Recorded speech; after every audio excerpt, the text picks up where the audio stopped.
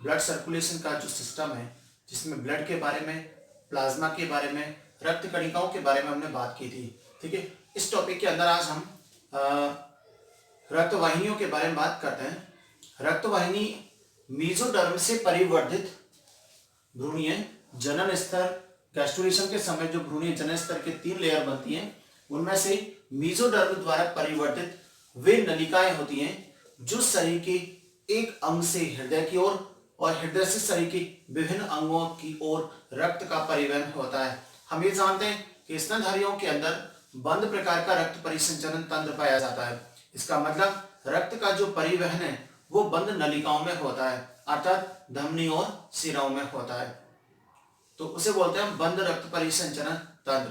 तो मनुष्य के अंदर जो रक्त वाहिनी है ये भ्रूणीय मेसोडर्म से परिवर्तित रचनाएं और रक्त वाहिनियों को हम 3 भागों में बांटते हैं, जिनके द्वारा शरीर के विभिन्न अंगों से हृदय और हृदय से अंगों की ओर रक्त का लगातार शुद्ध व अशुद्ध रक्त का लगातार परिवहन होता रहता है।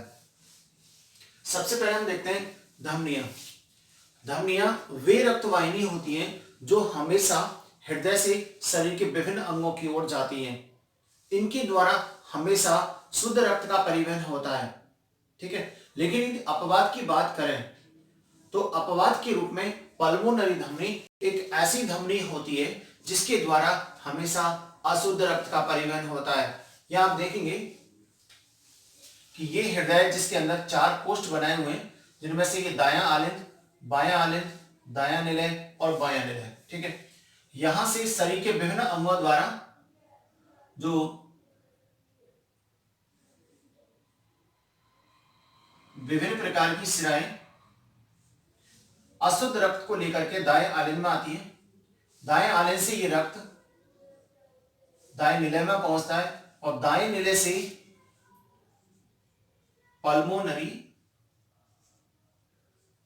धमनी द्वारा ये रक्त पहुंचेगा फेफड़ों में, जहां पर फेफड़ों में हमेशा जहां पर क्या होता है, रक्त का शुद्धिकरण होता है।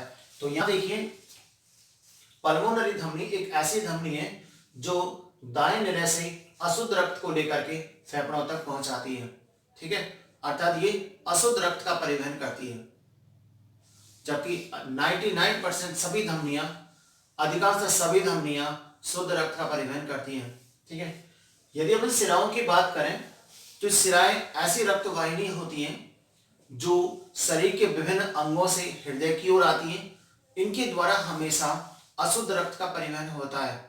यहां भी एक अपवाद के रूप में बात करें तो पल्मोनरी शिरा एक ऐसी शिरा है जो शुद्ध रक्त का परिवहन करती है। यहां आप देखेंगे कि जब पल्मोनरी धमनी अशुद्ध रक्त को फेफड़ों तक पहुंचाती है, फेफड़ों में रक्त का शुद्धिकरण होता है और यहां से ये जो शुद्ध रक्त है, इस शुद्ध रक्त को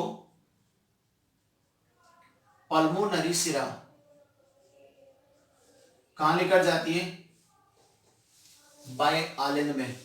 ठीक है, तो इस तरीके से दोनों अपवाद हुए, पल्मोनरी धमनी अशुद्ध रक्त का परिवहन करती है और पल्मोनरी शिरा शुद्ध रक्त का परिवहन करती है, जबकि अधिकांश सभी शिराएं अशुद्ध रक्त का परिवहन करती हैं, जिनमें शरीर के विभिन्न अंगों से हृदय की ओर का संबंध होता है, अर्थात इनका संबंध अंगों से हृदय की ओर होता है। यदि हम तीसरा रक्त केशिकाओं की बात करें, रक्त केशिकाएं बिल्कुल बारीक महीन नलिकाएं होती हैं जिनका व्यास लगभग 4 से 10 माइक्रोमीटर होता है। ठीक है, ये एक ऐसी नलिकाएं होती हैं जहां पर रक्त का जो सर्कुलेशन होगा बहुत स्लो होता है, धीमी गति से होता है।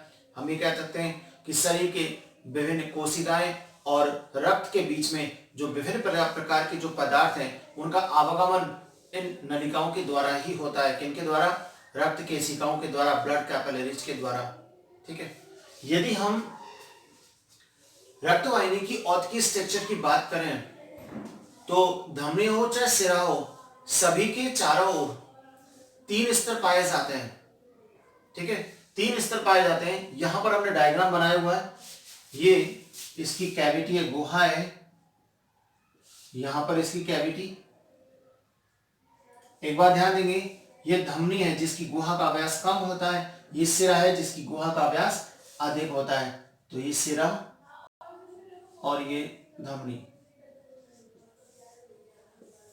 तो सिराओं में गुहा का व्यास अधिक होता है जबकि धमनियों में गुहा का व्यास कम होता है।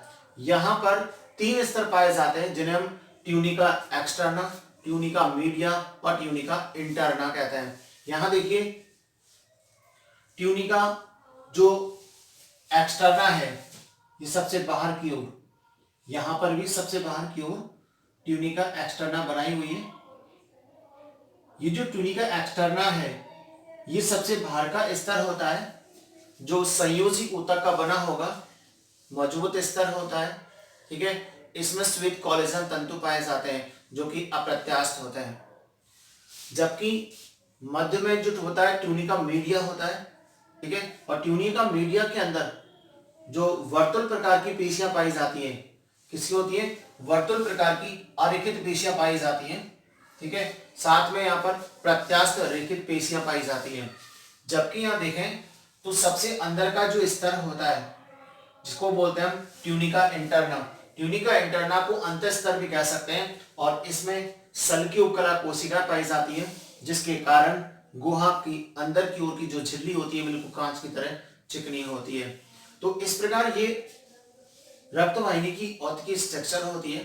ठीक है, जिसमें धमनियों में गुहा का व्यास कम होता है जिसके कारण रक्त का जो फ्लो होगा वो तेजी से होता है। अब हम यहां पर आगे देखें कि जो धमनी और सिराएं, धमनी और सिराओं में क्या डिफरेंस होता है? किसमें? धमनी और सिराओं के अंदर। तो आप यहाँ देखिए धमनी और सिराओं के अंदर जो अंतर है, तो यहाँ देखिए सबसे पहले हमने देखा था कि धमनियां हमेशा शुद्ध रक्त का परिवहन करती है जबकि पल्मोनरी धमनी एक ऐसी धमनी है जो कि अशुद्ध रक्त का परिवहन करती है, अर्थात हृदय के दाएं निलय से अशुद्ध रक्त को शुद्धिकरण के लिए फेफड़ों में लेकर जाती है। ठीक है, जबकि सिराएं हमेशा अशुद्ध रक्त का परिवहन करती है, परंतु अपवाद के रूप में देखें तो पल्मोनरी सिरा एक ऐसी सिरा है जो कि शुद्ध रक्त का परिवहन करती है, अर्थात फेफड़ों में शुद्धिकरण के बाद जो शुद्ध रक्त बनता है उस शुद्ध रक्त को हृदय के बाएं आलिंद में लेकर आती है। ठीक है, जो धमनियां हैं, इन धमनियों का जो संबंध होता है वो हृदय से शरीर के विभिन्न अंगों की ओर होता है, जबकि सिराओं का जो संबंध है वो शरीर के विभिन्न अंगों से हृदय की ओर होता है। अर्थात धमनी और सिराएं एक दूसरे के अपोजिट डायरेक्शन में कार्य करती है। जबकि धमनियों में जो रंग होता है धमनियों का वो लाल होगा और सिराओं का जो रंग होता है वो अशुद्ध रक्त के कारण इनका जो रंग होता है बैंगनी हरा लाल के समथिंग होता है।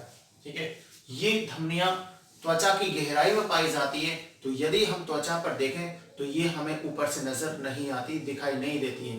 ठीक है, परंतु कुछ स्थान जैसे आंख की अधिचरण पर, ठीक है, आसानी से हमें देखी जा सकती है।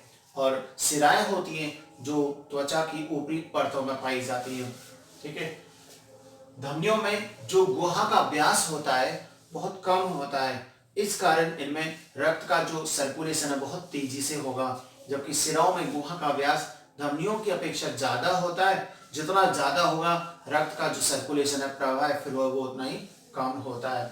हम ये देखते हैं कि धमनियों में जो कपाट होते हैं, गुहा के अंदर जो कपाट है वो एब्सेंट होते हैं, अर्थात रक्त वापस भी आ जाए तो भी कोई दिक्कत नहीं होती क्योंकि वो शुद्ध होता है। जबकि सिराओं में कपाट उपस्थित होते हैं गुहा के अंदर, जो रक्त को अंग से हृदय की ओर तो जाने देते हैं लेकिन वापस आते समय वो कपाट क्लोज हो जाते हैं, अर्थात रक्त को वापस आने से रोक लेते हैं।